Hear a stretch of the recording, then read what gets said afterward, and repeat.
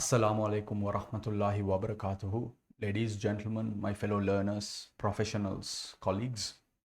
This video is in response to a comment that I received for a video that I posted yesterday, which was titled 6 Mistakes to Avoid with Respect to Job Interviews, where I talked about key areas that we need to be vigilant about when we are preparing and applying for interviews. Now, this comment really caught my eye from Tarindu Samarakon.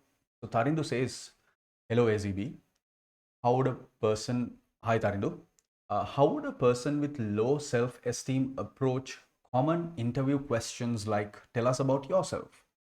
Recently failed an interview for a Master of Science degree. I'm sorry to hear that, Tarindu. I hope you're not too affected by that. Don't worry too much. Logically, if I were to put my personal feelings aside about myself, I'd feel that I would be a good candidate for the degree program, but I strongly believed that I flunked the interview. What can I do to fix my shortcomings? So, this comment really caught my eye, and I really want to share my thoughts on this aspect. So, I want to take your attention to a couple of points within the comment itself. One is Tarinda uses the term low self esteem, and this is something that I feel like a lot of people, especially in the day of social media, TikTok, etc. I feel like this is a major issue that we need to address. We need to really think about where self esteem is coming from and how do we need to safeguard it. And the other very serious line in this comment is Tarindu says, logically, if I were to put my personal feelings aside, I feel that I would be a good candidate. So, does that mean that Tarindu's personal feelings are telling him that he is not a good candidate? Right? Low self-esteem. So, this seems to be the concern. That is what I want to address in this video that is titled Low Self-Esteem Affecting Confidence. It is my belief that self-esteem has a close connection with confidence, because end of the day, it's not really about being able to go into the interview and answer the question, tell me about yourself, because you're going to get asked a lot of questions during your interview, and tell me about yourself is just one of those primary obvious common questions. Whatever question comes at you, you need to be able to tackle that very confidently. So confidence is the first step toward answering and facing an interview very successfully, but not only interview, any kind of situation that you feel uncomfortable with, especially. That is where self-esteem comes. And I want to look at it through a few realities. I want to present to you some truths that we all need to understand with respect to self-esteem, which can help us really develop our confidence. Let's take a look. The first point is that you have to understand you are unique. Nobody has your story. You can humbly have pride in your story. This is very important, because put yourself in the situation of an interview, right? You're in front of a panel. There are 4 members who are interviewing you and they're asking you various questions. They seem to be nice ladies and gentlemen. If that is the case, and when they are asking you about yourself, about projects that you've done, about the successes you've achieved, about the challenges you've faced, about the strengths and weaknesses that you have, these are very personal. That is coming from a original, authentic place, and only you have your story. Your story is the only story that exists in the world, and there is no copycat to your story. That is why you need to be humbly proud about it. Humbleness or humility is very, very important, but there has to be a sense of pride that you have to be able to pitch it in a way, because nobody else can offer them what I can offer them. Nobody else has the story that I have. That is a very strong idea, which should improve your self-esteem, which should improve, or rather, which should treat the criticalness that you look at, that the critical lens that you look at yourself with. The second point is that you have nothing to lose. Now, I'm a person who lives with that reality, in the sense that we never know when death is coming, for example, and because it's completely out of our hands. If that is the case, we need to understand that we should be living in the present, as today matters. There's a saying in our religion that one of the things among there are 5 things that human beings can never know, especially about the future. And one of those things is how much a man will earn tomorrow. This is not something that anybody can ever know. Only according to our belief, only God knows that. So in such a situation, when we look at how uncertain the world is, in such a situation, you really have nothing to lose. What is the what stops you from giving your best? And nothing else other than that. The only thing that matters when you're in front of that interview panel, when you're out there, you want to make a speech, when you're in a Toastmasters club and you get an opportunity to present yourself, when you're going for a job interview, when you're pitching yourself for the next innovative product, when you're making a presentation in front of your board of directors, what is stopping yourself from giving your best, from going all out? Do not hold back, because you absolutely have nothing to lose. And that's what leads me to the third point. This is very important. Nobody is perfect, and neither can anyone be. Nobody, you, me, none of them, not even the panelists in your interview board, are perfect. Do they think they are better than you? They're very wrong. That's how that's how you need to understand it. That's how life works. Analysts are wrong all the time. You need to understand this. Nobody is perfect. You're not, they're not. So do not compete. And that is one very important idea that I want to touch on a little bit here, is this concept of outsmarting other people. We can't outsmart the world. We cannot outsmart everybody else. If our focus is on outsmarting other people, then we lose focus on what truly matters. We lose focus on giving our best, the above point, because we are not chasing, or we are not thinking about how we can do our best. We are just thinking about beating another person. This kills creativity. This kills uniqueness. This only creates a copycat who's trying to desperately, copy another person. So have faith in the uniqueness of your story. Always give your best, and never, in the things that you do, never try to outsmart anyone else.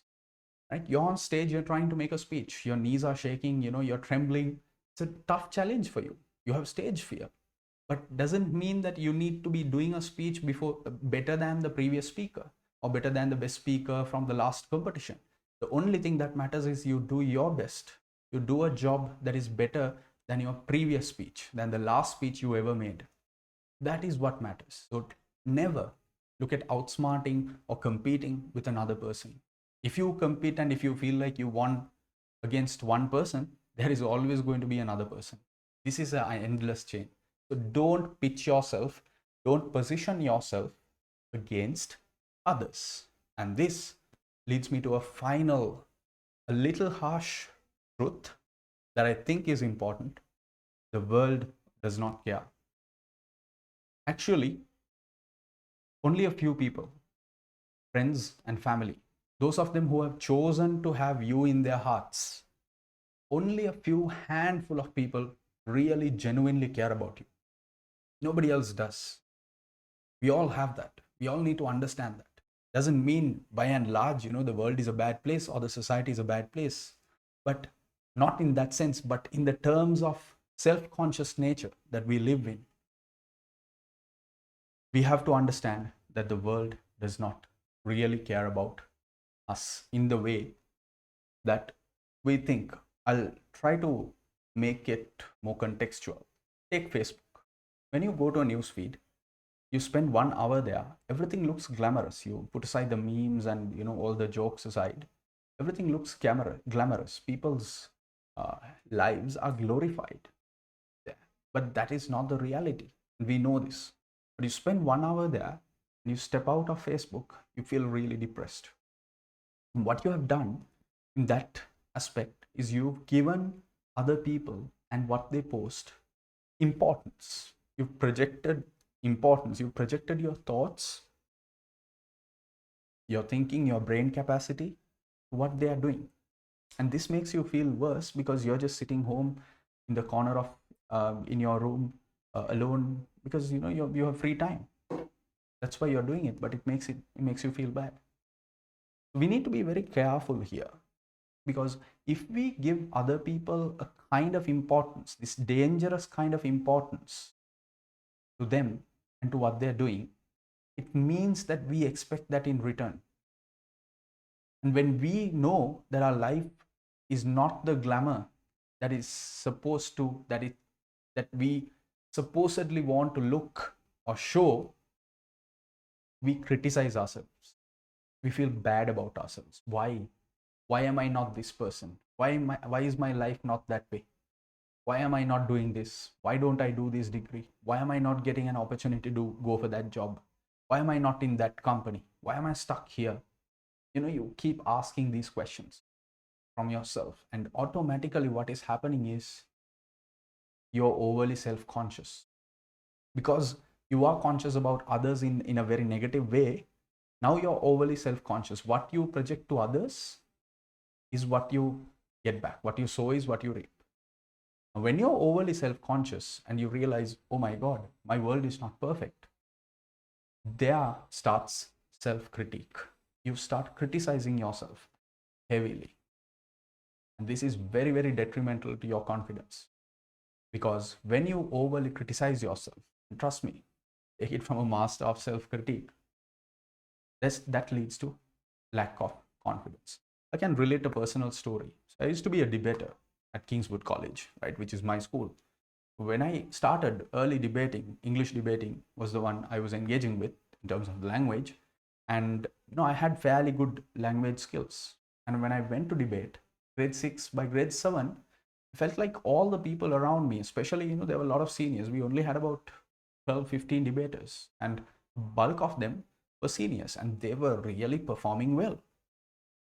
And here I was, a kid who thought, I had fairly good language skills, and I'm sitting in debates, I'm sitting in mock debates, friendly debates, house debates, and everyone seems to be doing better than me.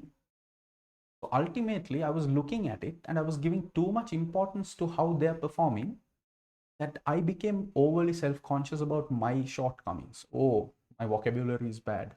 Oh, I don't know the word for this one. Oh, I'm unable to think of contradictions to this point. No, I'm overly thinking about myself. And I'm looking at them, I'm giving them more importance, thinking, wow, they're too great. And then looking at myself and seeing myself as someone very poor performance. This led to self-critique, and that led to lack of confidence. And there was a time period, especially during, I remember, during my grade 7, 8 period, where I was very poorly performing. My confidence levels were very bad. I was a really good debater, and then suddenly my performance crashed. Only after a while I realized, right, it doesn't really matter. Don't start caring about all these things. You need to focus on yourself, on what you're doing. Your story is unique. Nobody can speak like you. Give your best. Don't pitch yourself against others. It is then that my debating journey started to take a positive turn. My confidence levels were back. We've done really good for Kingswood debating over the years. Right? So that is a story I can relate personally, and that is where that final point, the harsh truth, that the world does not care, in the way that we think we care about them. The world doesn't care. If you understand these things, Harindo, if you're watching this, and if you really think about these things, don't just take it at face value just because I'm saying it. If you spend a few minutes, take 5 minutes, look at the slide, look at the points, read them again, really think hard about all of these, I'm sure you'll know where the root causes are of this over self-critiquing, lack of self-esteem, and you'll be able to treat that and move forward freely. And on that note, I hope sincerely that you get the job, or you get selected to a better degree in the future, that you ace all your interviews, and all of you, my fellow brothers, sisters, that you do well with confidence, because the only thing that matters is your story, which is unique. You're not competing against anyone. The world is not life is not a means of outsmarting other people. It's just a means of giving your best. So don't think too much. Give your best. Assalamu alaikum wa rahmatullahi wa barakatuhu. May peace be upon all of you and your loved ones. Thank you.